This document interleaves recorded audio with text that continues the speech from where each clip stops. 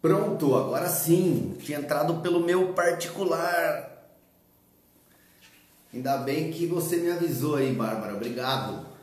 Aí, Luizito, agora estamos no certo, né? Que bom. Ainda bem que o pessoal me avisou aqui.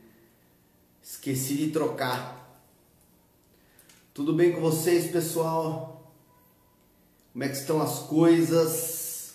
Deixa eu afastar um pouquinho aqui. Olá, Renata. Afastar um pouquinho aqui que tava pegando. Tudo bem? Tá sumida, hein, Renata? Olá, Thaís. Ainda bem que o pessoal me avisou aqui. Oi, Maiana. Olá, Natália. Felipe. Tem um pessoal aí que eu lembro, outro pessoal que não. A gente daqui a pouco vai falar um pouquinho sobre ultrassonografia de felinos e suas particularidades. Tudo bem?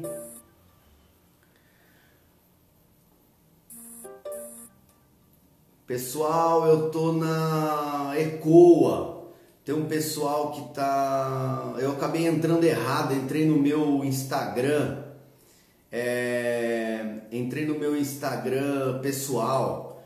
Agora a gente já tá aqui ao vivo no da ECOA. Olá, Bárbara. Oh, um hermano argentino. Vamos conversar um pouquinho. Vamos falar sobre ultrassonografia de felinos e suas particularidades. Óbvio que nós vamos falar o suficiente que a live permite, né? Algumas coisinhas, alguns tópicos. Se vocês tiverem alguma pergunta, alguma coisa desse tipo, por favor, podem enviar para mim pelo direct. Nós vamos tentando responder. Oi, Amandinha, minha querida. Entrou aí para me ver um pouquinho.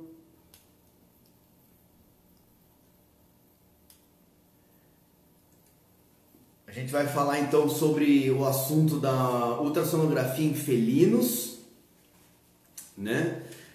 Vamos conversar um pouquinho sobre algumas particularidades. Óbvio que não dá para falar tudo numa live, mas a gente vai tentar fazer o melhor possível aí para a gente poder conversar um pouco. Se você então tiver uma dúvida a respeito de ultrassonografia de felinos ou coisa do tipo, pode enviar para nós aí, ou pelo direct ou aí por aqui mesmo, e nós vamos tentar captar a sua pergunta e vamos acabar conversando, né? O pessoal tá chegando aí, estamos num grupinho já razoável, que bom, para a gente poder conversar um pouquinho. Eu sei que fica difícil agora, mas eu acabei entrando no meu Instagram pessoal na hora de começar a live, errei. Agora eu fechei lá, tem um pessoal, eu tô recebendo mensagem aqui do pessoal avisando que caiu a live. Na realidade não caiu a live, eu entrei pelo meu Instagram pessoal, aí eu mudei agora e entrei pelo meu Instagram da ECOA. Tá certo? Tudo bem? Cadu, Bahia, Santa Catarina, como é que tá aí? Tá frio aí, Caduzão? Pessoal entrando, obrigado por vocês estarem aqui mais uma vez. Vamos começar? Então, na live de hoje, só lembrando que na próxima segunda-feira nós já vamos falar a respeito de ultrassonografia oftálmica. Vamos conversar um pouquinho sobre ultrassonografia oftálmica. Nós estamos com um curso para acontecer em breve aí. Eu gostaria de salientar algumas coisas com relação à ultrassonografia oftálmica em pequenos animais. Mas hoje nós vamos discutir um pouquinho sobre a ultrassonografia de felinos, né? E algumas particularidades. Bom, quem não me conhece, eu me chamo Alan, tenho 23 anos de ultrassonografia de pequenos animais, sou professor e proprietário responsável pela ECOA, Cursos Veterinários e Diagnósticos Veterinários em Campinas, e eu vou falar um pouquinho para vocês hoje a respeito de ultrassonografia de felinos e suas particularidades. A primeira condição técnica que eu gostaria de salientar e falar um pouquinho com vocês é sobre a importância da ultrassonografia na clínica médica de felinos. Nós já sabemos hoje que as particularidades tanto do manejo quanto da clínica médica e cirúrgica de felinos são singulares para a espécie, aonde nós, quando estamos trabalhando com felinos, estamos trabalhando com uma espécie totalmente diferente dos cães. Por muito tempo isso não foi muito caracterizado, mas de uns anos para cá ficou percebido que realmente se falar da clínica médica de felinos é diferente de se falar da clínica médica de cães, de caninos. Começando inclusive pela questão do seu manejo, do contato, da forma comportamental que esse paciente mostra para nós quando nós estamos trabalhando com esse paciente. Então é muito importante que nós saibamos que existem particularidades na clínica médica do felino. As particularidades mais importantes nós estaremos falando com relação à doença do trato urinário, falando da parte inferior, bexiga, e dos acometimentos de vias superiores, ureteres e rins. Temos também a particularidade importante da clínica médica de felinos quando nós falamos do sistema digestório, onde nós vamos introduzir fígado, vesícula biliar, pâncreas e um pouco do trato gastrointestinal nas doenças inflamatórias, quais nós já conhecemos. Inclusive eu vou anotar aqui para eu não esquecer de falar algumas coisas que enquanto eu estava falando veio aqui na minha lembrança, ok? Bom, os felinos então têm enfermidades quais são da rotina clínica médica, como os cães também têm enfermidades da rotina clínica médica que são peculiares ou particulares dessas espécies. Quando nós estamos falando de felinos, se nós falarmos do manejo dos felinos, nós já podemos entender que existe uma diferença de manejo, de contenção, em virtude do comportamento do felino.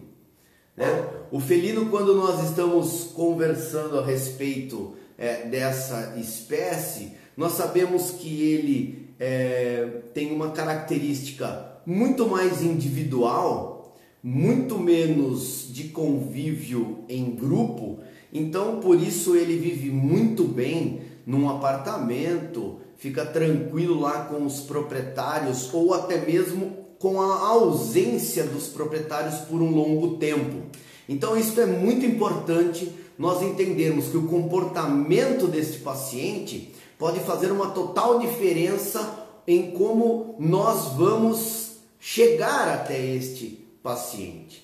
Quando nós estamos falando do manejo de felinos, nós desprendemos de uma energia positiva, ou vamos dizer assim, uma energia boa, muito maior do que de cães. Não que não faça parte nós em qualquer momento do nosso atendimento, seja em qual espécie nós estivermos trabalhando, que nós não tenhamos que buscar uma energia positiva, uma energia boa para considerar que esse paciente, que esse animal qual nós vamos tratar, capture isso e tenha uma certa segurança. Eu vou aqui fazer um adendo, dizer que nas consultas que nós fazemos, nos atendimentos que nós fazemos, nós temos poucos problemas com a contenção e com o comportamento dos nossos pacientes aqui na ECOA. em virtude de traduzir esta segurança a esse paciente. Então, uma dica que eu queria dar para vocês aqui num primeiro momento seria da aproximação. Quando nós estamos falando do paciente felino, seria interessante nós buscarmos uma aproximação. Uma coisa que eu ainda não consegui fazer na ECOA e que eu gostaria muito de que se chegasse a essa condição é eu ter um espaço reservado para o atendimento nas diferentes espécies. Então, ter um espaço para os felinos, ter um espaço para os cães. Isso traduziria numa certa segurança ambiental para essa espécie. Como nós estamos aqui falando e firmando uma conversa sobre os felinos, é muito importante que eu tenha uma sensação de aproximação com essa espécie, que eu permita que ele sinta-se agradável e conduzido a uma segurança no local qual vai ser feito o exame. Hoje mesmo eu tive uma experiência em estar indo até a minha recepção, chamar um paciente para ser atendido, e quando eu fiz isso, quando eu fui até a recepção, percebi que um paciente felino, dentro já de uma caixa de contenção que limita totalmente o seu espaço de liberdade, estava ali cercado por 2 pastores alemães na recepção. Isso já torna o nosso atendimento, de certa forma, complicado, podendo fazer com que esse paciente sinta-se já num estresse muito grande, e o que vai traduzir numa condição de atendimento que pode ser complicada. Esse paciente com 2 cães ou escutando latidos ao redor enquanto ele está sendo preparado para ser manuseado, ser manejado durante um exame. Ele vai passar por uma coleta de sangue, vai fazer alguma coisa assim no centro diagnóstico, já vai complicar bastante. Então é super importante que nós tenhamos preocupações que sejam relevantes com esse paciente. Então, o que eu gostaria de dizer num primeiro momento é tentar ter uma condição de aproximação com o paciente felino, permitir que ele sinta segurança. A primeira coisa que eu faço quando eu vou fazer um exame de ultrassom é tentar manter, se eu fiz um exame de um canino no exame anterior, pedir para que a minha secretária, que a minha ajudante do setor de limpeza, mantenha a sala higienizada.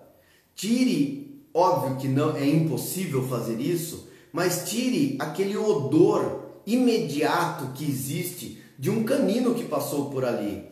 Então, se o cão babou, salivou sobre a calha que vai ser feito o procedimento, se eu puder ter 2 calhas separadas, onde uma calha eu uso para os felinos e uma calha eu uso para os caninos, também é de suma importância. Hoje em dia nós temos artefatos de cheiro, né, que nós podemos colocar na tomada ou fazer a limpeza do ambiente, propiciando um feromônio para que o felino fique mais calmo. Eu vou revelar a vocês que não faço prática disso, já tentei fazer, não notei uma grande diferença, em virtude de tudo que eu tenho com relação a estar trabalhando numa rotina onde entram cães e gatos alternados. Nem sempre a gente vai conseguir, mas seria muito interessante limitar um período do seu atendimento para os felinos, um período do seu atendimento para os caninos. Isso vai fazer com que nós tenhamos uma boa condição de atendimento, mais uma vez, mantendo-se atento ao comportamento do paciente qual nós estamos atendendo. Então, voltando ao assunto, eu sempre peço para que a minha auxiliar de limpeza do setor de higienização da minha clínica, que ela faça uma boa limpeza adequada antes deste felino entrar para o atendimento, principalmente se quem esteve anteriormente foi um paciente canino. A partir do momento que este paciente adentrou ao meu atendimento, eu vou fazer que este paciente mantenha-se num ambiente de segurança. Primeiro passo, eu coloco a gaiolinha, a caixa de transporte, ou se esse paciente já vem no colo, eu já o coloco diretamente à mesa e converso com o proprietário, tentando tirar informações do comportamento deste paciente, tentando entender, inclusive, como este cliente se comporta com o seu próprio animal de responsabilidade. Procuro saber se esse paciente, se ele tem características agressivas, se ele acabou de vir de uma clínica, como é que ele se comportou lá. Se ele está vindo de casa, como é que ele veio nesse transporte? Nós sabemos que os pacientes felinos não gostam de ser colocados dentro da caixa de transporte. Com isso, a gente tem que deixá-los à vontade. Então a primeira coisa que eu faço é colocar esse paciente na mesa que vai ser atendido. E faço com que esta tramela da porta, a própria porta, ou se esqueci o nome que eu queria usar agora, daqui a pouco eu lembro, ou se ela abre como um todo, eu deixo com que esse animal tente sair da caixa à vontade.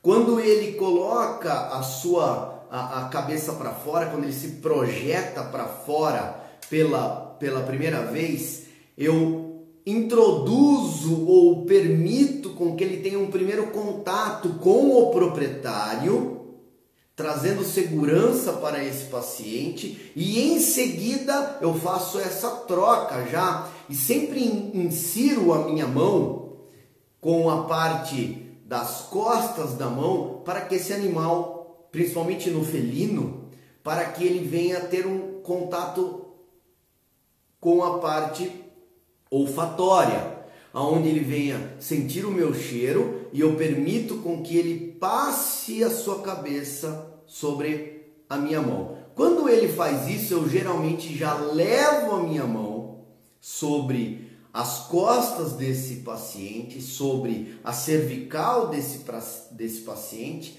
e de forma não tão suave, já conduzindo esse paciente para a proximidade com a calha. Com isso eu tenho tido bons resultados, onde esse paciente já se sente mais tranquilo e mais acolhido. Esse é um bom sinal de energia, de troca de energia com o paciente felino. Sempre lembrar que deve ser explicada a contenção do nosso paciente felino para que eu possa colocá-lo dentro da calha no decúbito que é necessário, que é o decúbito dorsal, para que eu possa fazer o exame de ultrassom. É super importante que essa explicação seja feita ao proprietário, né, ao responsável, ao tutor, pois ele não consegue entender muito bem. Então, uma coisa que eu sempre falo para o tutor é explicar que a contenção vai ser feita de forma propícia. Não se deve pegar qualquer animal que seja o cão, e se nós formos falar de felino mais ainda, e fazer uma rotação 180 graus nesse paciente, principalmente no felino, de uma vez.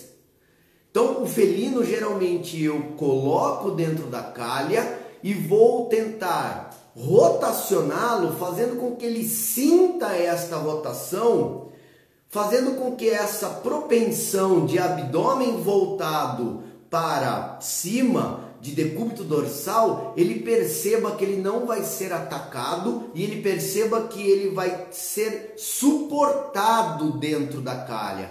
Porque todos nós sabemos que um dos comportamentos principais do felino, quando nós o colocamos de costas para baixo, decúbito dorsal, é ele tentar rotacionar. Todos nós sabemos que se jogarmos ou se colocarmos um gato de costas para o chão e soltar, ele vai rotacionar. Então, é tentar passar segurança. No primeiro momento, a contenção mais importante para o felino são das duas patas dianteiras. A partir do momento que nós colocarmos as mãos nas patas dianteiras do felino, ele possivelmente vai ficar quieto e vai tentar parar de se mexer. Se ele não o fizer, quando nós tivermos que fazer uma contenção com maior energia, em virtude do que deve ser propiciado para a realização do exame, nós devemos pinçar atrás da orelha do felino, mas pinçar, tracionando o couro do paciente sem usar energia muito forte.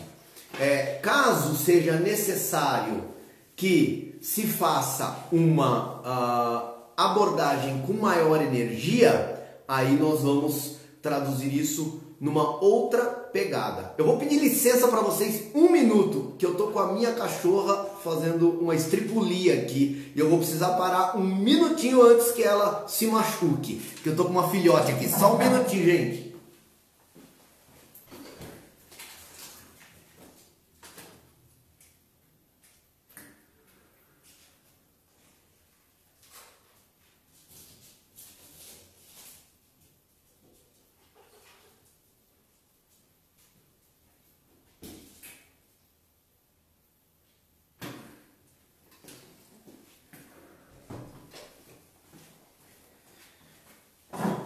Pronto, mil desculpas para vocês, mas eu tô sozinho aqui e eu tô com uma filhote e ela pegou um pote de plástico aqui, tava detonando e ela engole tudo. Vocês me desculpem, eu acho que vocês entendem aí, ok? Gente, vamos continuar. Então, na contenção do paciente, se realmente precisar de ter mais energia, eu vou ter que fazê-lo. Lembrando que, neste momento, eu não concordo muito mais em fazer uma energia muito reforçada no paciente felino. Eu acho que, para o diagnóstico que nós precisamos dar hoje em dia, dependendo do que eu fizer com o paciente felino, acabou o meu exame, eu já perdi o exame, porque eu vou ter que ter atenção em algumas oportunidades de avaliação que, com o paciente tenso, enrijecido, tentando sair, tentando lutar contra, nós não conseguimos dar esse diagnóstico. Então, para felinos é extremamente importante que nós tentemos manter essa relação de aproximação e cuidado. Outro detalhe no manejo e que faz uma total diferença é que, para a ultrassonografia, dependendo do paciente, eu necessito fazer tricotomia. Mas para fazer a tricotomia num felino, eu preciso, em primeiro lugar, ter uma máquina boa. Ter uma máquina que não faça um barulho como se fosse uma britadeira. Pois se eu chegar próximo a um felino com uma máquina, com um tricótomo desta forma, ele com certeza não vai ficar próximo. Como eu disse para vocês um pouco, às vezes o ambiente externo, só por nós estarmos fazendo a avaliação com ele numa posição de decúbito dorsal, quando um cachorro late na recepção ou late no fundo da sua clínica, na internação, esse paciente já não para mais. Para se fazer a tricotomia, também deve-se conversar com o proprietário, com o responsável, para que ele possa passar a você a liberdade de você poder fazer essa tricotomia. Eu, na minha rotina clínica, não faço mais tricotomia em felinos. Eu faço o exame sem fazer tricotomia. Só faço tricotomia no paciente qual eu realmente não consigo trabalhar, qual eu não consigo fazer o exame sem a tricotomia. A dica que eu dou é que eu uso um álcool 40%, e o pelo do felino, quando eu passo álcool, ele tem a condição de realmente entrar, permear-se entre esses pelos, e nós não temos problema para pôr o gel e fazer o exame. Outra coisa do felino é que nós temos uma boa maleabilidade do tecido cutâneo. Então nós conseguimos manusear a probe do ultrassom de forma a empurrar a área qual eu tenho capacidade visual do poder de insonação do feixe e chegar até o órgão qual eu quero. Então eu consigo um bom manuseio para tirar a forma de trazer qualquer tipo de estresse para este paciente. Outro detalhe importante que eu gostaria de salientar aqui na ultrassonografia de felinos, antes de nós entrarmos nos assuntos dos sistemas varridos, observado por nós na varredura, é que um exame rápido e de precisão ajuda demais quando nós estamos fazendo o exame de felino. Se eu vou demorar 10 minutos, 15 minutos, 40 minutos para fazer um exame de felino, eu já garanto a você que você terá um problema. Então você terá uma condição de o paciente ficar impaciente, ter problema para realizar esta varredura. Então é super importante que você que hoje, inclusive vou salientar aqui uma coisa para vocês.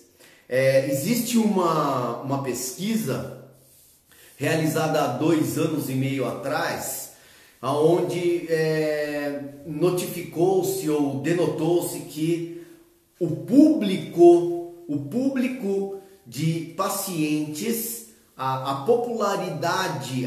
população na realidade de pacientes felinos irá aumentar drasticamente. Em 5 anos, existe a probabilidade de 70% dos pacientes da clínica médica de veterinária ser felinos. E os outros 25% ou 30% serem cães. Daqui 15 anos a 20 anos, existe uma grande probabilidade de 80% do público paciente das nossas clínicas médicas veterinárias serem felinos e o restante serem cães menores que 5 quilos. Porque esta é uma condição onde os apartamentos estão sendo menores, mais pessoas querem pegar animais, os felinos dão menos trabalho para se deixar sozinho, para cuidar, para convivência. Então existe toda essa estatística. Dentro dessa estatística, eu consigo já dizer para vocês que eu acredito que 50% dos meus pacientes são felinos. Uma boa parte. Existem períodos em que eu chego a trabalhar com 80% da minha rotina diária com felinos. E aí eu até brinco que eu falo, meu Deus, o mundo vai acabar em gatos. E isso é uma coisa que está acontecendo realmente. Isso acontece de forma muito clara na minha rotina. Eu acredito que teve um dia na semana passada que eu até fiz esse comentário com o pessoal, com os proprietários, com os responsáveis de felinos que frequentaram a minha clínica, que dos 12 pacientes que eu atendi naquele dia, 8 foram felinos. Então essa estatística é real. Bom, vamos dar continuidade então no nosso assunto aqui. Para quem chegou um pouquinho atrasado, eu estou falando sobre ultrassonografia de felinos e suas particularidades. Óbvio que eu vou poder falar algumas coisas e não tudo que eu poderia ou gostaria de falar pelo nosso tempo, pela condição da nossa live. Quem quiser fazer alguma pergunta, algum comentário, pode soltar aí escrevendo mesmo no nosso direct, ok? Bom, uma das primeiras particularidades que nós temos na rotina clínica de felinos e que tem grande importância para nós da ultrassonografia, que também faz muito parte da nossa rotina, é o sistema urinário dos felinos.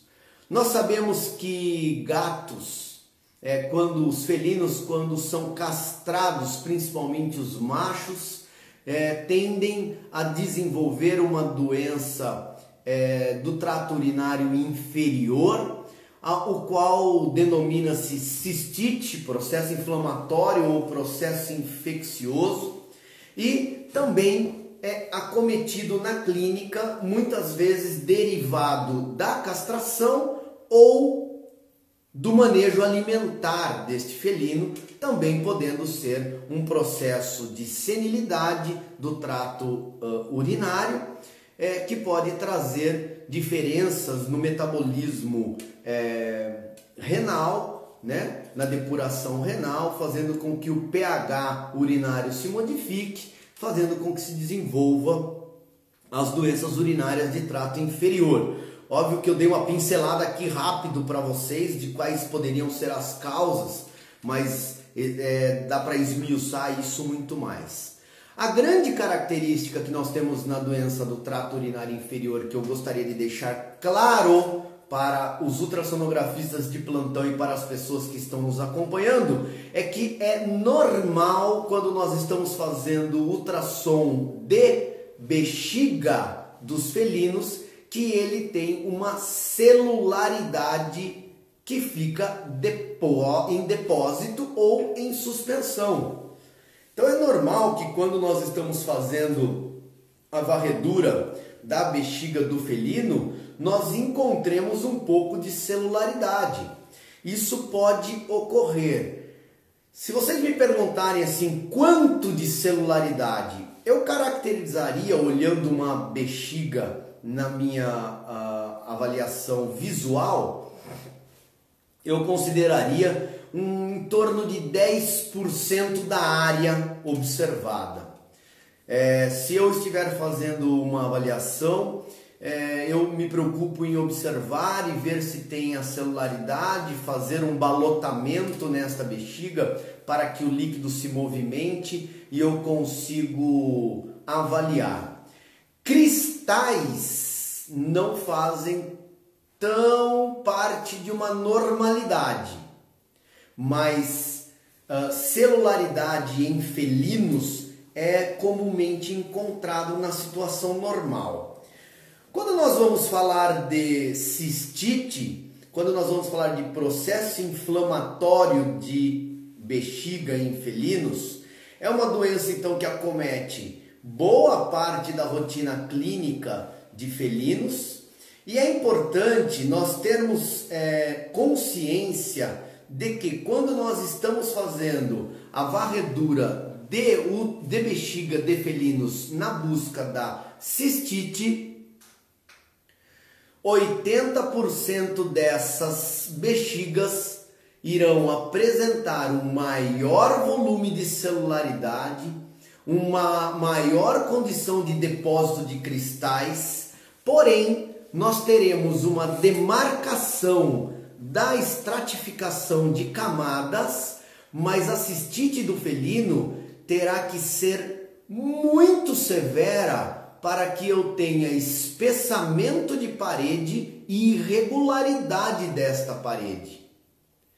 Eu encontro, vocês que fazem ultrassom, se vocês prestarem atenção nisso, pacientes que vêm indicados para o exame de vesícula urinária, de bexiga, com suspeita de cistite, muitas vezes até com hematúria, até com traços de sangue já na urina, nós não encontramos morfologia de alteração suficiente como nós encontramos nos caninos, onde nós temos um espessamento importante, uma irregularidade importante, uma perda de estratificação da margem visual das ecogenicidades importante. No gato, no felino, isso não acontece desta forma.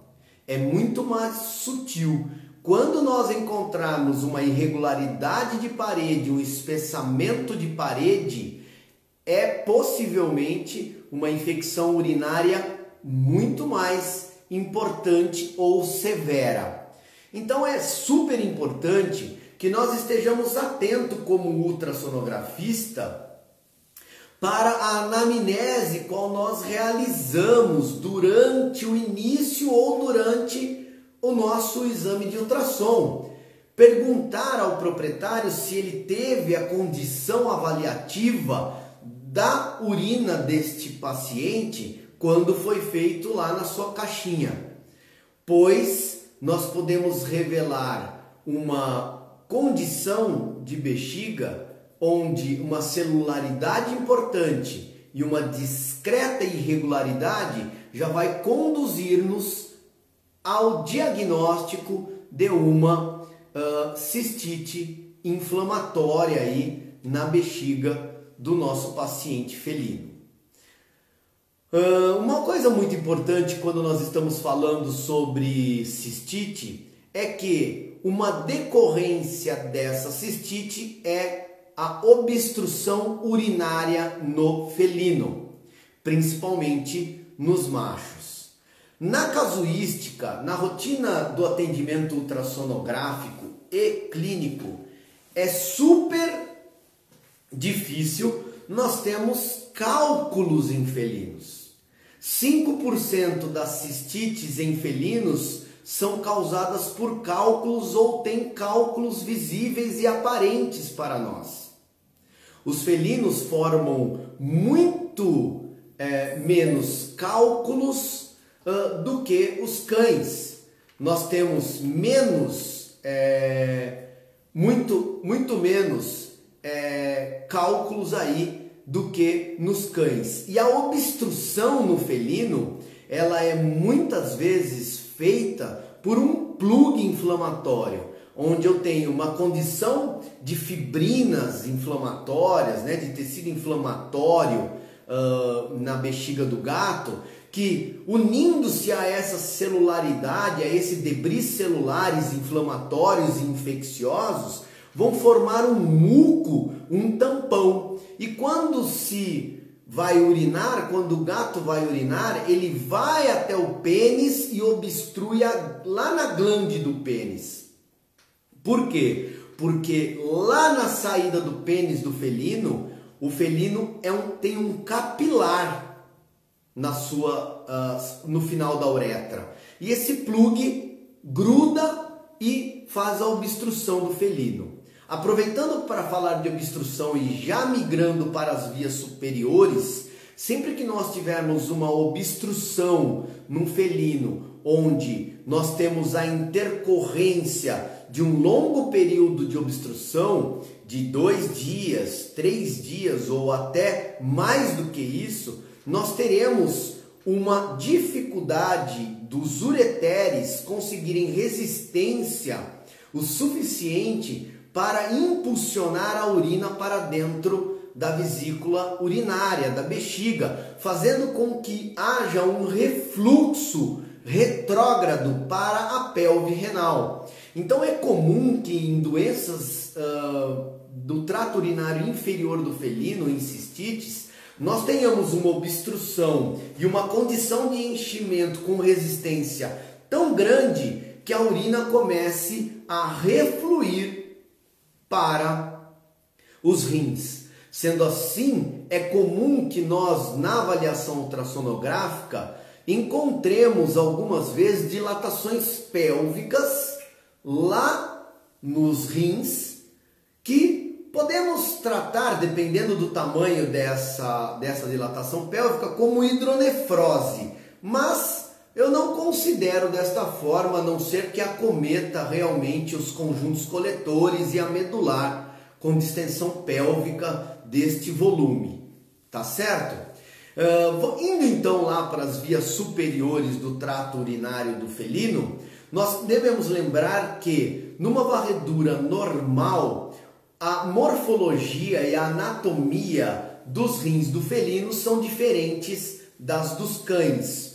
Os cães têm um rim mais ovalado, onde os felinos têm um rim mais arredondado, mais globoso, onde a cortical do felino é muito mais evidente do que a cortical do canino. Nós não temos delimitação córtico-medular num rim de um felino. Na avaliação normal do rim de um felino, da ultrassonografia, nós não temos delimitação córtico-medular aparente. Uma outra coisa importante é que a pelve do felino ela pode ser visibilizada e no canino não. Então, características essas da normalidade no felino, da ultrassonografia normal. Essa é uma particularidade, onde é diferente da avaliação do cão, ok? O rim do felino, durante a nossa avaliação, tem uma grande probabilidade de movimento. Então, conforme nós estamos fazendo a avaliação do rim dos felinos, ele tem uma grande probabilidade de mudança de topografia. E isso nós devemos levar em consideração por esse abdômen mais flácido. Isso não quer dizer que nós vamos encontrar os rins dos felinos em topografias que não fazem parte da topografia normal. Uma das enfermidades que acometem os felinos na doença de tratos superiores, talvez uma das principais sejam o rim policístico, a presença de formações císticas em felinos, que acometem raças com maior evidência, que seriam os siameses ou seriam os persas, os exóticos e animais dessas características de raça.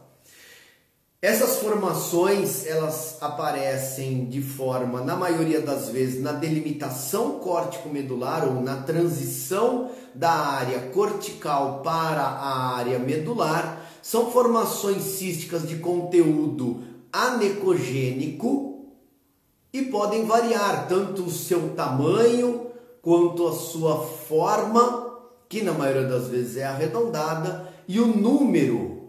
Nós podemos ter rins que apresentam condições supranumerárias de cistos e rins que apresentam condições de cistos com um número menor. Uma característica ou dica que eu poderia dar aqui é que as doenças císticas em felinos podem ser adquiridas ou genéticas. Na maioria das vezes elas são genéticas. Para que eu considere ou venha considerar que um rim é policístico no felino de uma doença policística, de um PKD, que é a doença conhecida por nós na medicina veterinária, esse paciente deve ter mais do que 5 cistos presentes na nossa avaliação, sendo esses 5 cistos num valor total numerário, não só em um cisto ou só em outro rim, não só em um rim ou no outro. Ele pode ter a somatória dos cistos, se forem igual ou maior que 5, este paciente já é considerado um paciente policístico doente. Então, isto é importante para nós na medicina de felinos. Uma outra doença que é muito conhecida nossa para os felinos é a degeneração senil.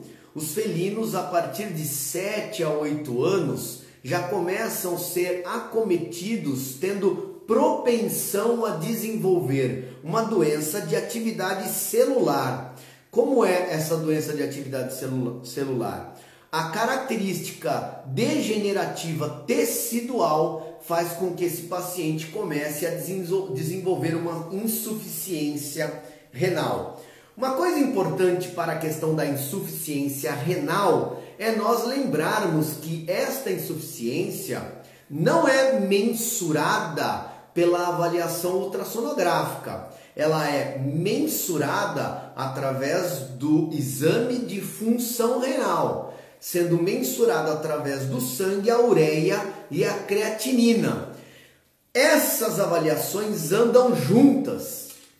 Eu tenho a condição de, através de uma avaliação imaginológica de condição a dar características do aumento tecidual, hiperplasia da cortical, degeneração da cortical, irregularidades dos contornos desses rins, alterações das características das áreas e suas regiões, podendo unir esta informação ao exame de patologia clínica da função renal, saber se esse paciente tem uma condição de degeneração tecidual funcional ou não. Então é super importante. Eu estou vendo uma pergunta aqui, não vou dar nem tempo de chegar aqui no meu computador. Não é normal. Felinos numa condição normal de ultrassonografia não apresentam delimitação córtico-medular. Eu tinha dito isso agora de pouco, mas como foi feita a pergunta aqui, eu já vou reforçar esta condição. Felinos numa condição normal não apresentam delimitação córtico-medular, que eu respondi aqui eu só tenho o @vimatosp. Então eu não sei o nome da pessoa que está me perguntando, ok? Quem quiser fazer mais alguma pergunta, a nossa live pelo jeito se estenderia por umas 3 horas aí para falar de felinos. Eu comecei a falar do processo aqui de avaliação do sistema urinário e não vai dar tempo de eu fazer as demais colocações que eu gostaria sobre sistema digestório, intestinal, fígado, pâncreas, vesícula biliar e tudo mais. Continuando nos rins, então, lembrando que qualquer condição que eu tenha de avaliação ultrassonográfica não decreta a insuficiência deste paciente, ok? Então é muito importante para nós lembrarmos. Bom, vamos falar um pouquinho aqui para que nós possamos depois, se alguém tiver alguma pergunta, por favor, mande aí para nós, que daqui a pouco nós vamos ter que encerrar. Eu gostaria de falar um pouquinho sobre a importância dos linfonodos nos felinos. Caso você, ultrassonografista, não se atente a isso, ou não se preocupa, ou até tem uma dificuldade na varredura de linfonodos, seria super interessante que nós consigamos treinar mais, aprender mais, vir treinar aqui na ECOA, num curso ou qualquer coisa desse tipo, fazer um treinamento de aprimoramento para a visibilização de linfonodos. Por que é importante? Porque os pacientes felinos são acometidos por doenças, como nós já conhecemos, FIV e FeLV, e tem linfonodos reativos no seu abdômen, no seu mesentério, que podem traduzir essa importância, que podem mostrar para nós que nós estamos aí trazendo informações sistemáticas, né, somáticas desse abdômen. Então é super importante eu estar avaliando o meu abdômen total na minha varredura e estar observando o posicionamento de linfonodos que estejam reativos, para que eu possa, numa oportunidade, levantar para o clínico responsável se esse paciente é ou não testado para FIV e FeLV, por exemplo, e principalmente entender o que pode acontecer com esse paciente caso ele já tenha sido constatado como FIV, como FeLV e principalmente nas doenças do trato intestinal, se eu tenho correlação com esse processo inflamatório da doença do trato intestinal dos felinos, inflamatória. Isso é super importante. Nós sabemos que a presença dos linfonodos podem nos trazer características para possíveis enfermidades, perdoem aí, bati o pé aqui no cavalete, para possíveis enfermidades com relação a linfomas intestinais, né? Doenças alimentares, e é muito comum que nós tenhamos as doenças inflamatórias. As doenças inflamatórias intestinais em felinos são extremamente sutis.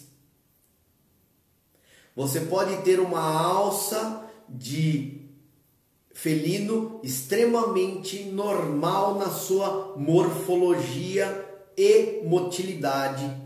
Fiquem atentos às camadas submucosas para os ultrassonografistas aqui de plantão. Fiquem atentos aos leves pregueamentos de motilidade e mensurem alças na porção de íleo, jejuno, em algumas porções do abdômen.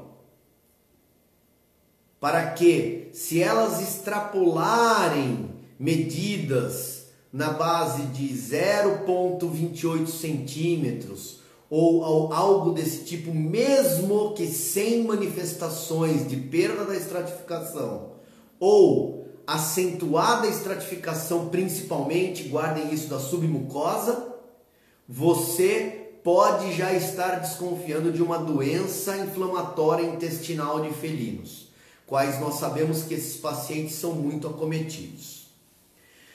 Bom, pessoal, eu gostaria muito de continuar, porque eu acredito que esse assunto vai se desenrolando e vocês vão mandando perguntas para mim e tudo mais, mas infelizmente nossa live tem um tempo hábil a acontecer.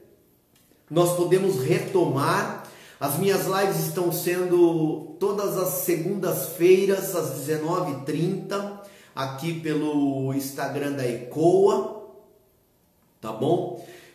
A ECOA é uma empresa de cursos veterinários, qual tem 22 anos de mercado, e nós estamos oferecendo cursos online. Vamos abrir um curso de felinos online, já temos alguns outros cursos. Façam contato conosco, e neste momento eu tenho um projeto de mentoria, qual eu posso ajudá-lo a se desenvolver, caso falte experiência hoje ainda para você. Caso você já seja experiente, nós possamos trocar informações e entender sobre diagnósticos complexos, sobre a descritiva de laudos ou sobre estudos que nós possamos fazer juntos, compras de equipamentos, né?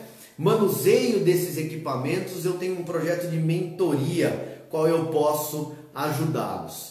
Estou à disposição para vocês pela ECOA, pelo canal do Instagram, pelo nosso WhatsApp. Nosso site da ECOA está em manutenção, estamos lançando um novo site em breve.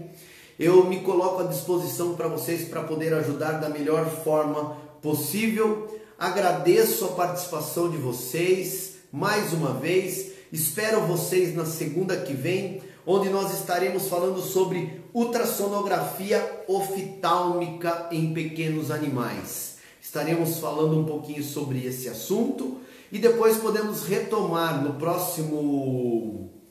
próxima ultrassonografia de felinos, dando continuidade do trato gastrointestinal para frente, falando de pâncreas, fígado, vesícula biliar e esse tipo de peculiaridade e particularidades que existem na ultrassonografia de felinos. Gente, eu agradeço mais uma vez, me desculpem pela minha saidinha rápida para tentar conter o entusiasmo da minha filhote aqui, que estava destruindo as coisas. Eu agradeço por vocês estarem comigo. Mandem suas perguntas pelo direct, mandem as sugestões, eu estou à disposição. Muito obrigado mais uma vez e boa noite para vocês. Um abraço da ECOA e meu em particular para cada um de vocês. Uma boa noite, uma boa semana. Se protejam do Covid. Um abraço. Tchau para vocês. Até mais. Obrigado pela live e pelo apoio.